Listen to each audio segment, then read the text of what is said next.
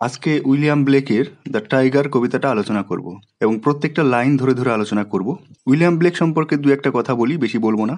যারা আরো বেশি করে উইলিয়াম ব্লেক সম্পর্কে জানতে চান তারা উইলিয়াম ব্লেকের ল্যাম্প কবিতা আমি আলোচনা করেছি, সেখানের প্রথম ভিডিও নাম্বার 1 দেখবেন। সেখানে উইলিয়াম ব্লেক সম্পর্কে অনেক বলা আছে। এখানে একটুখানি বলি, he was a visionary poet, he was also an artist and engraver. মানে তিনি একজন ভাস্কর ছিলেন, পেইন্টার ছিলেন। He had interest in childhood and strong hatred of mechanical reason and industrialisation. তার জন্ম হয় 28 নভেম্বর 1757 সালে শাহ, লন্ডন, ইংল্যান্ডে। তার মৃত্যু হয় 12 আগস্ট 1827 সালে 69 বছর বয়সে। তার মৃত্যু হয় চারিং ক্রসে, লন্ডন, ইংল্যান্ড। আমি সরাসরি কবিতাতে ঢুকে যাচ্ছি। Tiger was first published in William Blake's 1794 volume Songs of Experience. 1794 সালে উইলিয়াম ব্লেকের একটা কবিতা বই বের হয়। সেই বইটার মধ্যে অনেকগুলো কবিতা রয়েছে। বইটার নাম সংস অফ এক্সপিরিয়েন্স। এই বইটার মধ্যে দ্য টাইগার কবিতাটা প্রকাশিত হয়। The Tiger is a sister and companion piece poem to. উত্তর হবে দ্য ল্যাম্প। দ্য ল্যাম্প কবিতার কম্পেনিয়ন পোয়েম বা সিস্টার পোয়েম যাই বলি না কেন, তার উত্তর হবে দ্য টাইগার।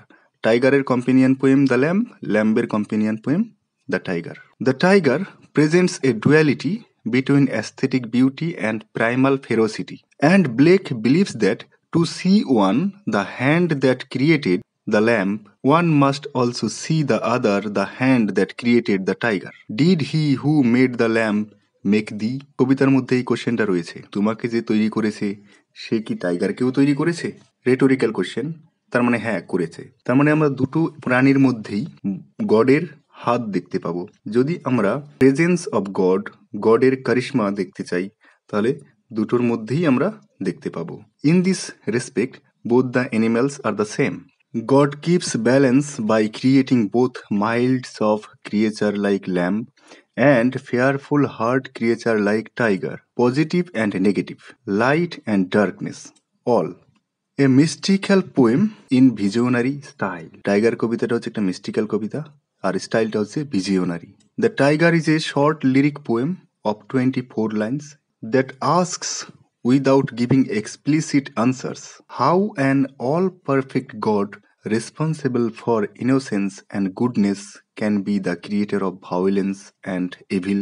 কবিতাটা পরিষ্কারভাবে উত্তর দেয়নি যে সুন্দর একটা নরম দয়ালু প্রাণী ল্যাম্প, সেই ল্যাম্পকে যিনি তৈরি করেছেন সে কি করে একটা খতরনাক ভয়ঙ্কর প্রাণী বাঘ বা টাইগার সৃষ্টি করে এবং কেন করে, এটার উত্তর কিন্তু পরিষ্কারভাবে দেয়নি, শুধু কোশ্চেনই করে গেছে। The poem is comprised of 6 quatrains in rhymed couplets, 6 stanzas, 4 lines in each stanza, that is quatrain, total line 24.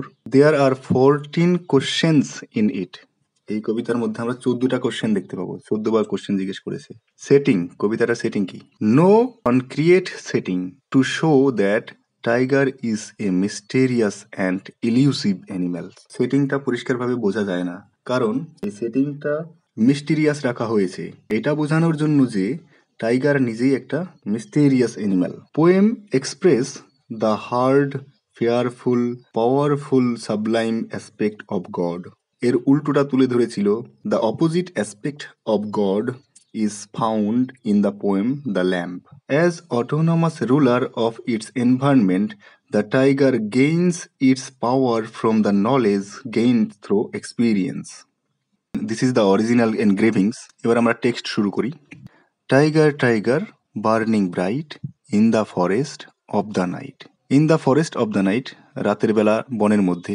Hey tiger, তুমি হচ্ছ বার্নিং ব্রাইট, তুমি হচ্ছ fiery, angry and energetic. What immortal hand or eye could frame thy fearful symmetry? কোন এমন immortal হাত এবং চোখ তৈরি করতে পারে এইরকম অফুল বিউটি, ভয়ঙ্কর সৌন্দর্য? তার মানে এর উত্তর হচ্ছে একমাত্র গডই তৈরি করতে পারে এত সুন্দর অথচ ভয়ঙ্কর প্রাণী। টাইগারের মধ্যে সৌন্দর্য এবং ভয়ের যে ব্যালেন্স রয়েছে, সামঞ্জস্যতা রয়েছে, সেটাই প্রকাশ করা হয়েছে এই সিমেট্রি কথাটার মধ্য দিয়ে। এমনি যখন বলা হবে তখন এটাকে সিমেট্রি বলতে হবে, কিন্তু যখন পোয়েম পড়বো তখন আমি সিমেট্রাই পড়বো রাইম ঠিক করার জন্য। এখানে tiger is the symbol of divinity and mysterious beauty. Burning bright, এখানে অ্যালিটারেশন ইউজ করা হয়েছে, বি সাউন্ড রিপিট হচ্ছে। এটা দ্বারা বোঝানো হয়েছে যে the intense power of the animal. Burning bright, this words shows the intense power of the animal. Symmetry means balance. Careful আবার সিমেট্রি, দুটো opposite words side by side বসানো হয়েছে to increase the intensity of the beauty of the tiger. তাহলে এখানে paradox use করা হলো। From this lines we get the association between creator and the creation. Here we can realize that there is the sublime power of the creator to create sublime beauty. এই beauty স্বর্গীয় beauty কি করে হলো? এর মধ্যে তো ফেয়ারফুলনেস রয়েছে। এই কনসেপ্টটা জানতে হলে যে ভয়ঙ্করের মধ্যেও সাবলিমিটি ফুটিয়ে তোলা যায়, এটা জানতে হলে এডমন্ড বার্ক এর একটা এসে পড়তে হবে। সেই এসেটার নাম A Philosophical Inquiry into the Beautiful and Sublime. Fearful symmetry characterizes the aesthetic beauty of the created thing. Next স্ট্যান্সা চলে যাই। In what distant deeps or skies burned the fire of thine eyes. Distant deeps মানে কোন সমুদ্রের গভীরতা থেকে, কোন আকাশের উচ্চতা থেকে আগুন এনে, ফায়ার এনে, ফায়ার মিন্স এনার্জি এনে তোমার চোখে রাখা হয়েছে বা তোমার চোখ তৈরি করা হয়েছে। On what wings dare he aspire, what the hand dare seize the fire. কোন পাখায় ভর করে সে উঠে গেছিল উপরে স্বর্গের দিকে, এবং কোন হাত দিয়ে সে সাহস করে আগুন ছিনিয়ে এনেছে তোমার চোখ বানানোর জন্য, তোমার এরকম ফায়ারি চোখ তৈরি করার জন্য। এবার আমরা এর ইনার মিনিংটা জানার চেষ্টা করি। ব্লেকের মতে টাইগার এই পৃথিবীতে তৈরি হয়নি, টাইগারটাকে তৈরি করা হয়েছে in the distant deeps or skies. What wings dare he aspires, এটা একটা খ্রিস্টিয়ান বিবলিক্যাল অ্যালিউশনটা পড়ি। On what wings dare he aspires, এটা দ্বারা কি বোঝাচ্ছে? The classical tale of Icarus. ইকারাসের গল্প আমরা গ্রিক মাইথোলজিতে পাবো। Icarus, son of Daedalus, desired to fly, and his father made him wings of wax. These wings melted when he flew too near to the sun, as a symbol of humankind aspiring beyond its limit. এখানে এই গল্পটা দ্বারা বোঝানো হচ্ছে যে কেউ যদি limit cross করে বেশি আশা, বেশি লোভ করতে যায়, তাহলে তার পরিণতি কিন্তু ইকারাসের মতো ঘটবে। ইকারাসের বাবা ইকারাসের জন্য মোম দিয়ে পাখা তৈরি করে দিয়েছিল। সেই পাখায় উড়ে ইকারাস অনেক বেশি দূরে উড়ে চলে গেছিল, সূর্যের কাছাকাছি। ফলে মোম গলে ইকারাস হেডলং ডাউন হয়ে সমুদ্রে পড়ে যায়। মানুষের অ্যাম্বিশনটা যদি এরকম হয় তাহলে মানুষের পতন ঘটবে। আবার সিজ দ্য ফায়ার, এটা দ্বারা আরেকটা অ্যালিউশন বোঝানো হচ্ছে। গ্রিক মাইথোলজিতে রয়েছে স্বর্গের দেবতা জিউস এবং সেখানে আরেকজন দেবতা রয়েছে প্রমিথিয়াস। মানুষ যখন তৈরি করলো তখন মানুষের মধ্যে জ্ঞান দেওয়া হয়নি, ফায়ার অফ নলেজ দেওয়া হয়নি। কারণ ফায়ার অফ নলেজ যদি দেওয়া হয় তাহলে মানুষ গডের সমকক্ষ হয়ে উঠবে। ফায়ার অফ নলেজের অধিকারী শুধুমাত্র গড গডেসদের রয়েছে। জিউস তাই হিউম্যান কাইন্ডকে ফায়ার অফ নলেজ দেয়নি। প্রমিথিয়াস দেখলেন এটা তো পক্ষপাতিত্ব, তাই প্রমিথিয়াস স্বর্গ থেকে ফায়ার চুরি করে এনে মানুষের মস্তিষ্কে বসিয়েছিলেন, মানুষকে দিয়েছিলেন ফায়ার অফ নলেজ। সেই জন্য প্রমিথিয়াসকে পানিশমেন্ট করা হয়েছিল, তাকে ককেসাস পর্বতের মাথায় বেঁধে রাখা হয়েছিল এবং তাকে ইটারনাল পানিশমেন্ট দেওয়া হয়েছিল যে দিনের বেলা শকুন কাক এসে তাকে চিড়ে চিড়ে খাবে এবং রাতের বেলা সে আবার জোড়া লেগে যাবে, আবার পরের দিন সে একই রকম শাস্তি। তো সে আগুন চুরি করে আনা সিজ দ্য ফায়ার, সেটাকে বোঝানো হচ্ছে যে কোন এমন প্রমিথিয়াসের মতো ক্যারেক্টার আগুন চুরি করে এনেছিল স্বর্গ থেকে তোমার চোখ তৈরি করার জন্য। টাইগারকে জিজ্ঞেস করছে। It can also be said that tiger is the symbol of Lucifer, the fallen angel, that is Satan. আমরা প্যারাডাইস লস্টে দেখতে পেয়েছি angels were fallen by the God. God Satan তার অ্যাসোসিয়েটদেরকে স্বর্গ থেকে নিক্ষেপ করে দিয়েছিল।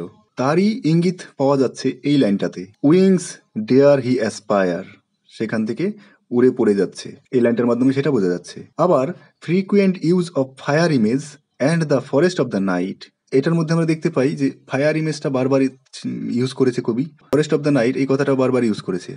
এইটা দ্বারা Blake is drawing the picture of the hell. Harold Bloom said, like Lucifer, the tiger works alone and inspire thoughts of death. It also is strong and beautiful as the biblical stories of the fallen angel. And what shoulder and what art could twist the sinews of thy heart? Soldier বলতে এখানে শক্তি, art বলতে ক্রাফটসম্যানশিপ। বলছে কোন শক্তি, কোন soldier এবং কি এমন art দিয়ে তোমার হার্ট এর যে সিনিউস, যে মাসেলস, সিনিউ বলতে মাসেলস তৈরি করা হয়েছে। অ্যান্ড হোয়েন দাই হার্ট বিগ্যান টু বিট, যখন তোমার হার্ট বিট করতে থাকে, তোমারা দিল ধড়কনে লাগতে হ্যাঁ, what dread hand and what dread feet, তখন তোমার হাত এবং পায়ের অবস্থা ভয়ঙ্কর হয়ে ওঠে। তোমার মধ্যে আমরা ভয়ঙ্কর দৃশ্য দেখতে পাই, তোমার মূর্তি ভয়ঙ্কর আকার ধারণ করে। তোমার মধ্যে ভয়ানক প্রতিমূর্তি তৈরি করার জন্য কি এমন ভয়ানক হাত কাজ করেছে তোমাকে তৈরি করতে? টাইগারের তো হ্যান্ড নেই, হাত নেই, কিন্তু এখানে অ্যানিমেলের ক্ষেত্রে হ্যান্ড ইউজ করা হয়েছে। এখানে পার্সনিফিকেশন, ফিগার অফ স্পিচ হবে পার্সনিফিকেশন, এখানে হ্যান্ড বলতে থাবা বোঝানো হচ্ছে। This stanza glorifies the creator God, গডকে মহিমান্বিত করা হচ্ছে। Next stanza, what the hammer, what the chain, in what furnace was thy brain, কোন কামারশালায়, কোন হাতুড়ি হ্যামার, এবং কোন চেইন, কোন ফার্নেস, কোন চুল্লিতে, কোন ভাট্টিতে তোমার ব্রেনটা রাখা হয়েছিল বা তোমার ব্রেনটা তৈরি করা হয়েছিল। What the anvil, what dread grasp dare its deadly terror clasp, anvil বলতে বোঝানো হয় হাপর, তাহলে হোয়াট দ্য অ্যানভিল, কোন হাপর দিয়ে, হোয়াট ড্রেড গ্রাফস, গ্রাফস বলতে আমরা এখানে বলতে পারি হোল্ড, চিমটা, কোন চিমটা দিয়ে ধরে, dare its deadly terror clasp, তোমার থাবাটা তৈরি করা হয়েছে, মারাত্মক থাবা, ডেডলি টেরর, এবং তোমার অ্যাটাক খুবই ভয়ঙ্কর, সেই অ্যাটাক করার যে ক্ষমতা ভয়ঙ্কর, সেটা তৈরি করা হয়েছে। তোমাকে এইরকম তৈরি করার রহস্যটা কি, কিভাবে এটা সম্ভব হলো? এখানে ইউজ করা হয়েছে হ্যামার, ফার্নেস, অ্যানভিল, গ্রাফস, এইগুলো দ্বারা একটা অ্যালিউশন ইউজ করা হয়েছে। অ্যালিউশনটা হচ্ছে অ্যালিউশন অফ ব্ল্যাক স্মিথ, কামারের অ্যালিউশন ইউজ করা হয়েছে। কবি বলতে চাইছেন যে কোন কামারশালায় তোমার এইরকম ব্রেইন, তোমার এরকম থাবা, এরকম ভয়ঙ্কর প্রতিমূর্তি তৈরি হয়েছে। Hammer, furnace, anvil all are giving the blacksmith illusion. The blacksmith who is hard at his art of work. ব্ল্যাকস্মিথের কাজ করা কিন্তু খুব কঠিন ব্যাপার, হার্ড ওয়ার্ক। আর অ্যানিম্যালটাও, টাইগারটাও কিন্তু খুব হার্ড, দুটো সমান দিকে যাচ্ছে, they are going to the same direction. এই হার্ডনেস বোঝানোর জন্য হার্ড ইমেজারি কবি এখানে ইউজ করেছেন, হার্ড অ্যালিউশন ইউজ করেছেন। গ্রিক মাইথোলজির একটা অ্যালিউশন আছে। গ্রিক মাইথোলজিতে হেফাস্টিয়াস হচ্ছেন একজন blacksmith. Some legends say that Prometheus stole fire from Hephaestus's forge and was punished by him. It would suggest that this creator is him as demonic rather than benevolent. When the stars threw down their spears, যখন তারারা তাদের যে রশ্মি, আলোক রশ্মি নিক্ষেপ করে, spheres তীরের মতো বর্ষণ করে, এখানে আমরা ফলেন অ্যাঞ্জেলসদের অ্যালিউশনটা পাই। কারণ ফলেন অ্যাঞ্জেলসদের যখন স্বর্গ থেকে ফেলে দেওয়া হয়েছিল, তখন কিন্তু মনে হয়েছিল আকাশ থেকে তারা খসে পড়ছে। And watered heaven with their tears, তখন কিন্তু কেঁদে আকাশটা ভাসিয়েছিল, কেঁদে স্বর্গ বা আকাশটা ভাসিয়েছিল তারা। Did he smile his work to see, সেই গড কি তার ক্রিয়েশনটাকে দেখে হাসে, ক্রিয়েশনটা দেখে কি খুশি? তোমার মতো একটা ক্রিয়েশন টাইগার বানিয়ে গড কি খুশি, সে কি হাসে? Did he who made the lamp make the, যে ল্যাম্প বানিয়েছে সেই কি তোমাকে বানিয়েছে? এখানে ল্যাম্প বলতে আমরা জিসাস ক্রাইস্টকে বুঝতে পারি, জিসাস ক্রাইস্টকে যিনি বানিয়েছে সেই কি তোমাকে বানিয়েছে tiger? Here the poet is making himself knowledgeable, এখানে আমরা অ্যালিউশন পাই। অ্যালিউশনটা কি সেটা পড়ি। When the stars threw down their spears, এই লাইনটার মধ্যে অ্যালিউশনটা রয়েছে। এই লাইনের মধ্যে বোঝানো হচ্ছে ফলেন অ্যাঞ্জেলস, আমি বললাম। In Milton Satan and his followers were thrown down and they were crying and looking like stars in the sky. আবার এই ল্যাম্পটা হচ্ছে বিবলিক্যাল অ্যালিউশন দিচ্ছে, সেই বিবলিক্যাল ল্যাম্প জিসাস ক্রাইস্টকে ইঙ্গিত করছে। ফার্স্ট স্ট্যান্জা আর এই লাস্ট স্ট্যান্জা সেম, শুধুমাত্র লাস্ট লাইনে ডেয়ার কথাটা চেঞ্জ করে বসানো হয়েছে। ডেয়ার কথাটা বসানোর কারণ আছে। ডেয়ার ইউজ করে কবি টাইগারের যে ফেরোসিটি, অডাসিটি, কারেজ অ্যান্ড হার্ডনেস সেইটা বোঝাচ্ছেন। রেবেলিয়ান অ্যান্ড রেভলিউশন ইমেজেস কি কি আছে এই কবিতাটার মধ্যে, সেটা আমরা এখন জেনে নেব। The poem is full of references to rebellion. To Satan's is revolt in Paradise Lost, Paradise লস্টের ইঙ্গিত পেলাম, যেখানে শয়তান ভগবানের বিরুদ্ধে বিদ্রোহ করছে এবং এই জন্য শয়তানও তার ফলোয়ার্সদের স্বর্গ থেকে নিক্ষেপ করে দিচ্ছে God. The stars threw down their spears, এই লাইনটার মধ্যে তার ইঙ্গিত রয়েছে। নেক্সট, টু প্রমিথিয়াস, প্রমিথিয়াসের ইঙ্গিত আমরা পেলাম। প্রমিথিয়াসও সেই দেবতাদের বিরুদ্ধে বিদ্রোহ করে, লড়াই ঝগড়া করে আগুন ছিনিয়ে নিয়ে এসছে মানুষের জন্য। আর এই কথাটা বোঝা যায় এই লাইনটা থেকে, what the hand dare seize the fire and perhaps to Icarus. আবার ইকারাস এর রিভোল্ট বা রিবিলিয়ানের ইঙ্গিত আমরা পাই এই লাইন থেকে, on what wings dare he aspires. Limit সে ক্রস করে যাচ্ছে, তার মানে সে একটা রিবিলিয়ান ভাব দেখাচ্ছে। Though this line might just as easily evoke Milton's Satan, মিল্টনের শয়তানকে আমরা দেখলাম, লুসিফার বললাম আগে। Such images have led some critics to see the tiger as a metaphor for revolution. এই জন্য অনেক ক্রিটিক্সের কাছে এই টাইগার হচ্ছে সিম্বল, রেভলিউশনের সিম্বল।